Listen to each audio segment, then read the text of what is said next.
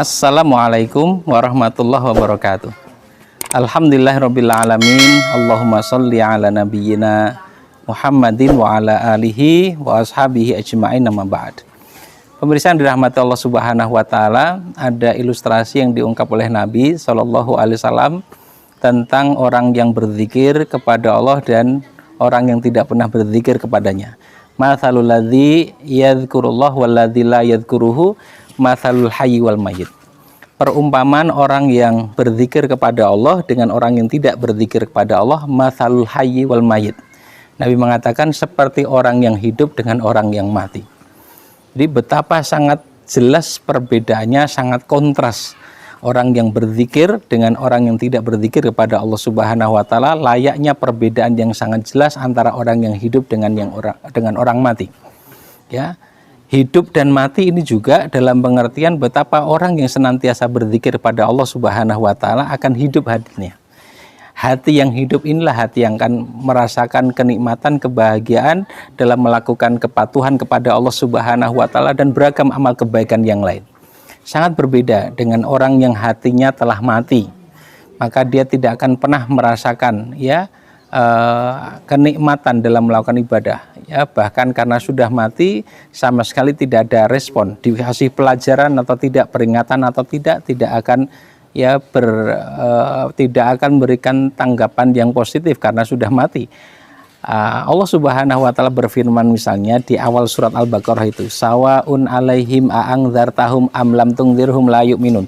Sama saja bagi mereka kamu beri peringatan atau tidak, mereka tetap saja tidak beriman. Kenapa? Karena hatinya telah mati. Pemirsa yang dirahmati Allah Subhanahu wa taala, maka berzikirlah kepada Allah agar hati kita menjadi hidup. Butuhnya hati terhadap zikir itu sangat besar.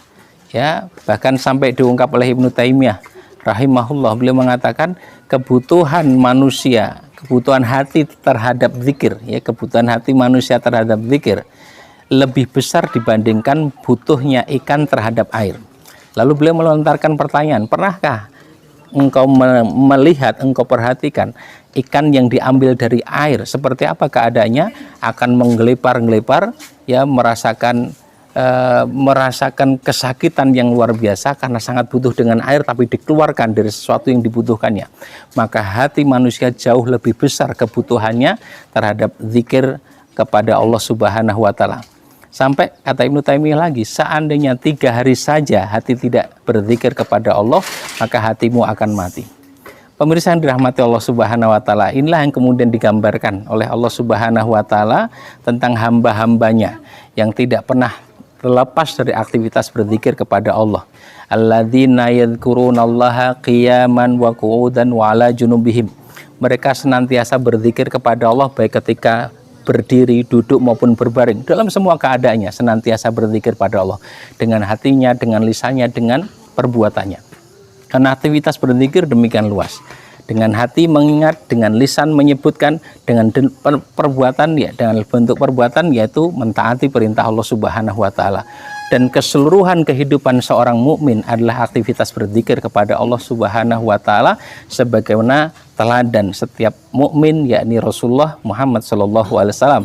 Dan Aisyah mengatakan, kana Rasulullah sallallahu alaihi wasallam yadhkurullah fi kulli ahyanihi.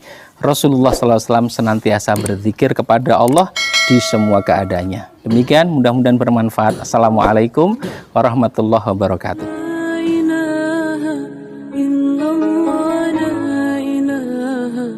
إلا الله